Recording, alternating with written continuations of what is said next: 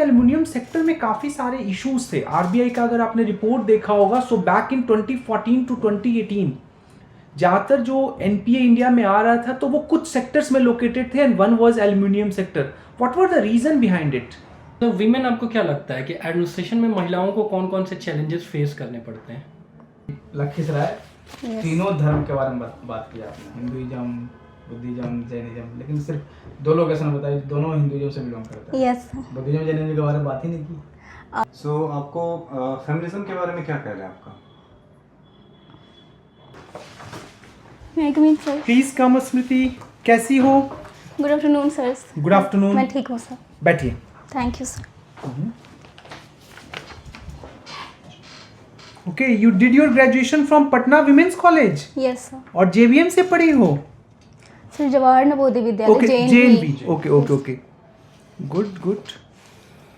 और वहाँ आपका subject was history, right? Yes sir. And यहाँ भी optional is history? Yes, sir. Good. Patna women's college के काफ़ी बच्चे आ रहे हैं, मीन्स की पढ़ाई होती है। Yes. Okay. And you are from Lakhisarai? Yes. Okay, tell us, Smriti, in case if we happen to be in Lakhisarai, where would you take us? कहाँ लेकर जाओगे? For the purpose of tourism? Yeah, anything. Sir वहाँ लखीसराय में Jainism, Buddhism और Hinduism तीनों का ही place वहाँ माना जाता है कि वहाँ एग्जिस्ट करता है। तो अगर मैं आपको ले जाना चाहूँगी तो पहले मैं अपने एरिया में, लखीसराय के अंतर्गत कजरा हिल्स आता है, वहाँ पे श्रृंगी ऋषि धाम है, तो मैं आप लोग को वहाँ ले जाना चाहूँगी। माना जाता है वहाँ की राजा दशरथ ने अपने पुत्र की प्राप्ति के लिए यज्ञ करवाया था वहाँ पे। तो उसके बाद एक और प्लेस है अशोक धाम, वो भी शिव के लिए, वहाँ सेवा सर्किट का भी अगर जो गवर्नमेंट चाहेगी तो वहाँ पे हो सकता है, क्योंकि वहाँ श्रावणी मेला भी लगता है। तो मुझे लगता है मैं आपको वहाँ पे लेके जाऊँगी। और कोई जगह, any specific dish of Lakhisarai जो चाहोगी कि हम लोग टेस्ट करें? Yes sir. सर लखीसराय के अंदर बढ़ैया का एक पॉपुलर छेना बहुत ज़्यादा वो प्रसिद्ध है, उसे रसगुल्ला भी कहते हैं। तो मैं आपको वो ज़रूर टेस्ट करवाना चाहूँगी। What your father does? Sir private employee है वो। क्या प्राइवेट एम्प्लॉय क्या करते हैं? सर अभी वो मुंबई में वर्क कर रहे हैं और एल्युमिनियम जो इंडस्ट्री है वहाँ पे मैनेजर के रूप में। तो अभी रिसेंटली एल्युमिनियम सेक्टर में काफ़ी सारे इश्यूज थे। आरबीआई का अगर आपने रिपोर्ट देखा होगा, सो बैक इन 2014 टू 2018 ज़्यादातर जो एनपीए इंडिया में आ रहा था तो वो कुछ सेक्टर्स में लोकेटेड थे and one was aluminium sector. What were the reason behind it? Sir aluminium sector अभी रिसेंटली जो है रॉ मटेरियल्स इससे प्रोवाइड हो रहा है। तो जो मतलब क्रूड सेक्टर हैं, तो मतलब जो कि हैवी इंडस्ट्रीज जिसको कहते हैं, उसका एक बेस जो है एल्युमिनियम के द्वारा ही फीड किया जाता है। तो मुझे लगता है इसीलिए कि एल्युमिनियम का ज़्यादा यहाँ से एक्सपोर्ट भी होता है। ओके, नहीं आप क्वेश्चन नहीं समझिए, खैर छोड़िए। अभी एक बात बताइए कि एल्युमिनियम को लेकर अभी बहुत ज़्यादा भारत सरकार का कंसर्न्स था, अभी भी है, because of certain tax imposed by European Union. CBAM के बारे में नाम आप जानते हैं? Yes sir. क्या इशू है बताएंगे? सर सीबैम मैं जानती हूँ, इस एल्युमिनियम के लिए क्या इशू है मैं एग्जैक्टली नहीं जानती, लेकिन सीबीएम जो होता है क्रॉस बॉर्डर एडजस्टमेंट मैकेनिज्म, इसके through cross border adjustment mechanism, इसके थ्रू यूरोपियन यूनियन जो है अगर कोई प्रोडक्ट वहाँ पे इंपोर्ट होता है तो उस पर अगर वो ज़्यादा वो इमिशन करती है, इमिशन रिलेटेड वहाँ ज़्यादा उसका फुटप्रिंट है, तो उस पर टैक्स वो लेती है।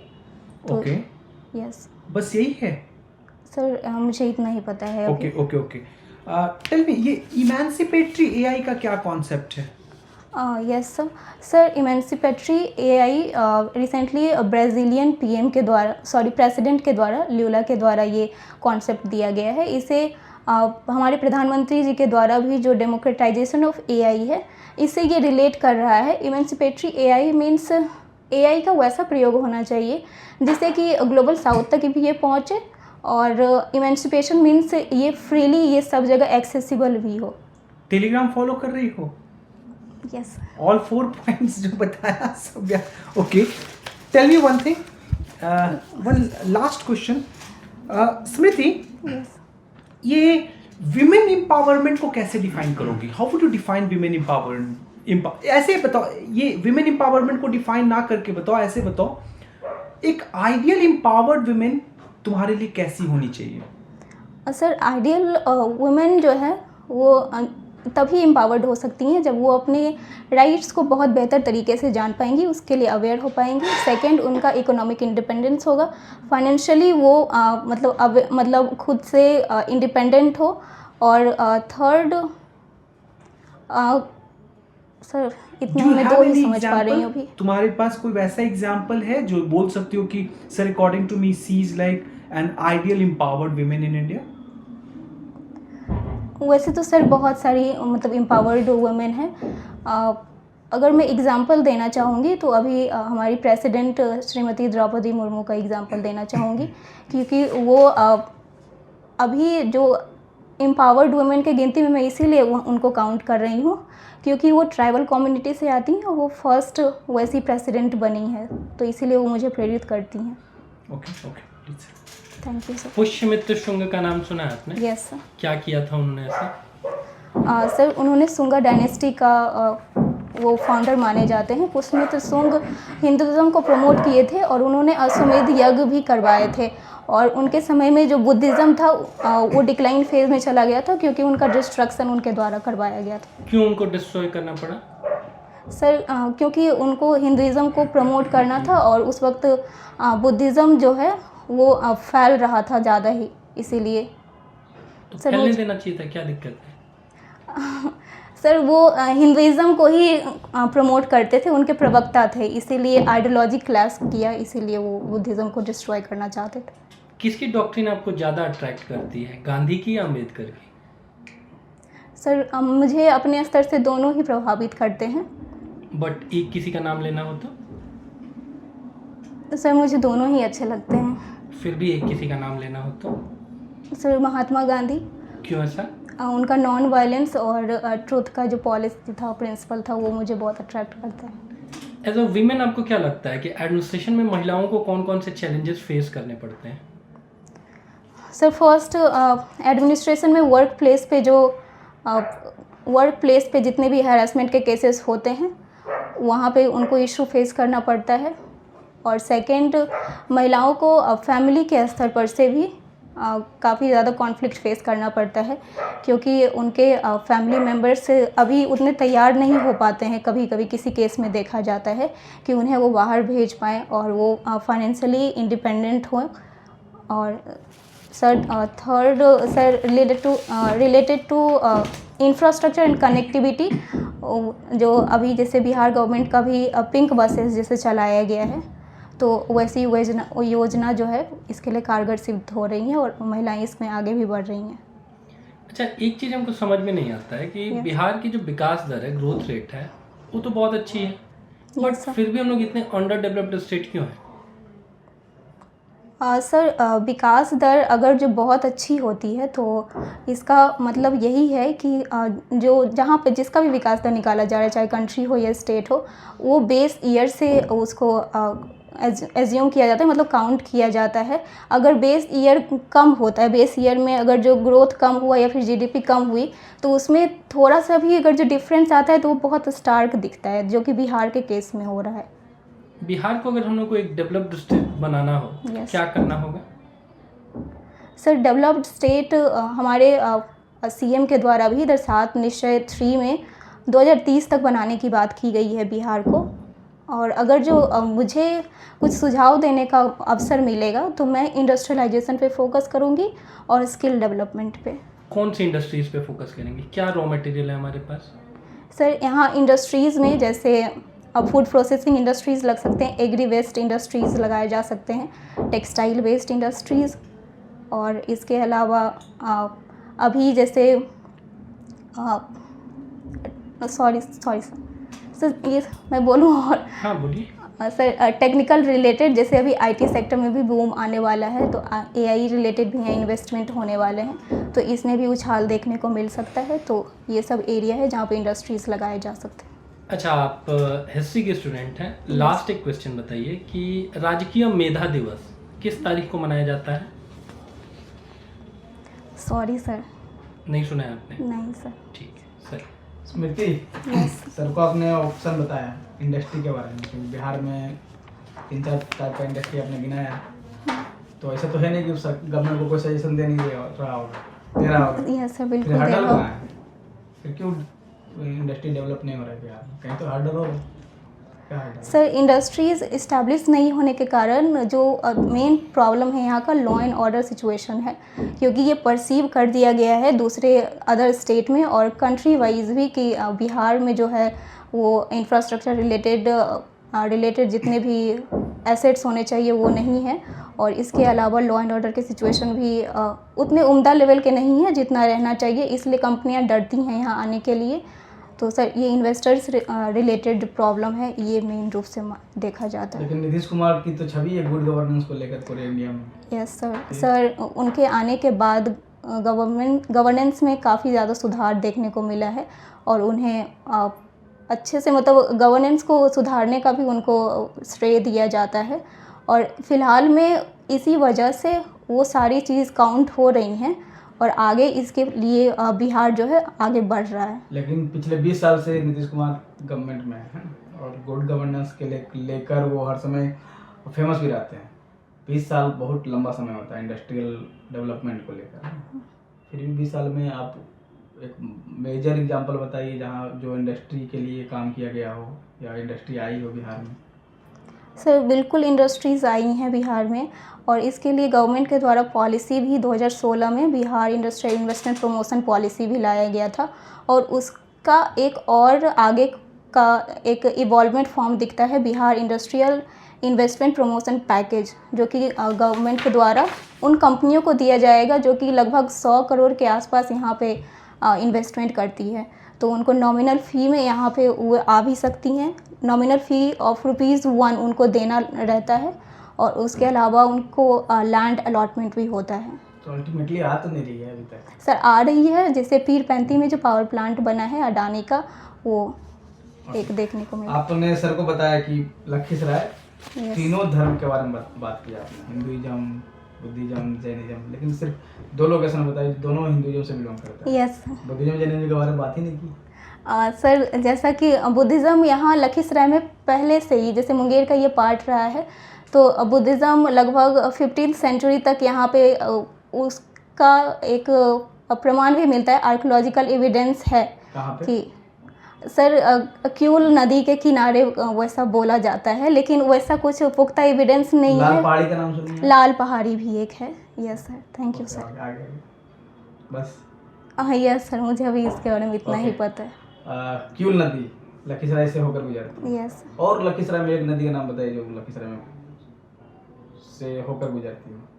सर, लखीसराय से गंगा नदी निकलती है, मेजर। और एक क्यूल नदी है, मुझे 2 ही के बारे में पता है। लखीसराय से बढ़ैया के बीच में कोई नदी है?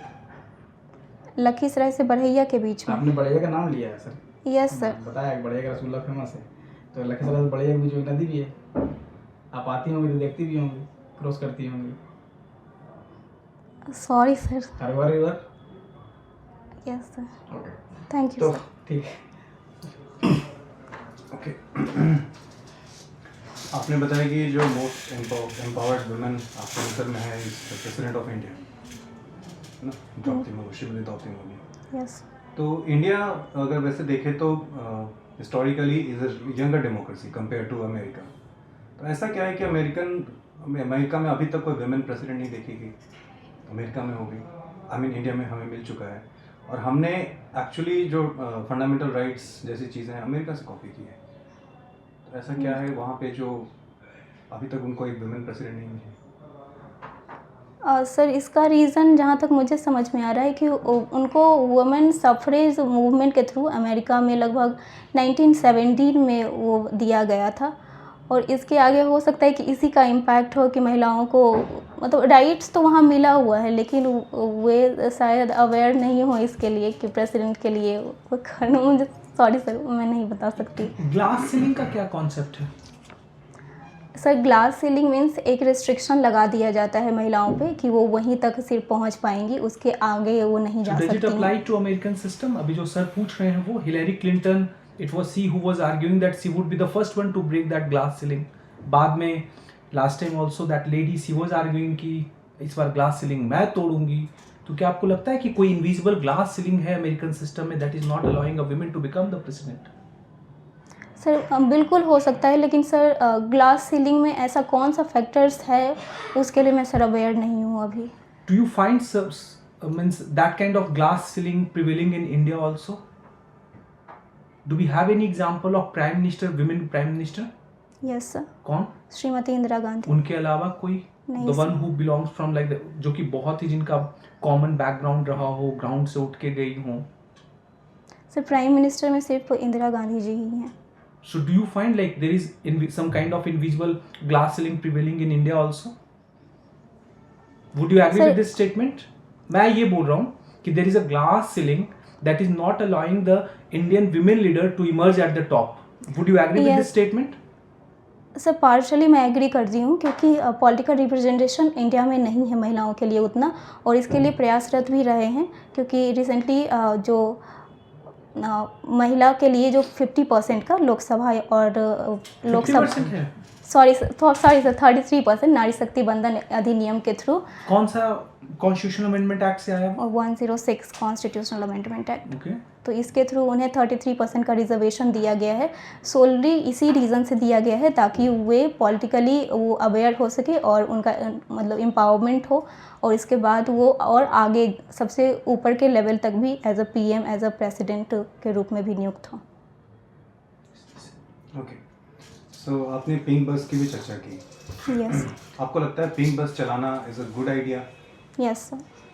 तो इससे तो हमें ये समझ में आ रहा है कि we are not able to manage the law and order, इसलिए हमने अलग बस ही चला दी, अलग कर दिया मैन एंड वुमेन।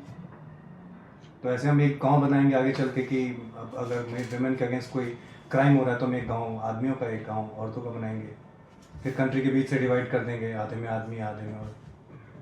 सर मैं इसे इस पक्ष में नहीं देखती हूँ। अभी चूँकि लॉ एंड ऑर्डर का सिचुएशन महिलाओं के लिए थोड़ा सा कम लेवल का है, मतलब उनको क्राइम फेस करना पड़ता है, असॉल्ट हैरेसमेंट के केसेस देखने को मिला है। तो ये तभी तक सुचारू रूप से चलना चाहिए जब तक कि जेंडर इक्वालिटी नहीं आ जाए। मेल और फीमेल को जब सिमिलर तरीके से ट्रीट Gender होना शुरू equality हो कैसे जाएंगे। मेजर करेंगे हम? क्या होगा जिस दिन आपको पता चल जाएगा कि जेंडर इक्वालिटी आ गई है, now we have achieved? Sir जिस दिन हम क्वेश्चन करना छोड़ देंगे कि महिलाओं को ये करना चाहिए, इसके लिए वो एलिजिबल हैं, इसके लिए नहीं एलिजिबल हैं, वो अपने तरफ से हर स्तर से वो डिसीज़न ले सकती हैं, तो तब फिर जेंडर gender equality इक्वालिटी आ जाएगी। जाएगी। यस, कैसे decisions? Like for the family के मेन इशू होते हैं, उसमें डिसीजन मेकिंग पावर उनके पास होना चाहिए, उनके करियर को लेकर के कोई सवाल नहीं उठाना चाहिए। सर ये सब हो सकता है। तो करियर को लेकर तो बच्चों का, लड़कों का भी उठाया जाता है। अगर if parent is not materially means if father is not materially capable, कल तुम बोलोगे कि मुझे मेडिसिन करना है, पापा के पास पैसे नहीं है, वो मना कर देंगे, बोलेंगे नहीं बेटा, चाहे तुम लड़का रहो या लड़की रहो, डजंट मैटर। यस सर, ये पुरुषों से भी, लड़कों से भी ये सवाल उठाया जाता है। सर लेकिन महिलाओं के लिए सॉरी सर, मैं समझ नहीं पा रही हूँ। क्या बोलूं या क्या सवाल है? सर एक बार फिर से क्वेश्चन रिपीट कर सकते हैं? Please repeat sir. क्वेश्चन ये है यस कि वो कौन सा पैरामीटर है जिससे आपको समझ में आएगा जेंडर इक्वालिटी हमने अचीव कर लिया? You said right, I mean freedom to take decisions. तो उसमें आया कि हम अपने फैमिली डिसीजंस ले सकें, एजुकेशन करियर रिलेटेड डिसीजंस ले सकें।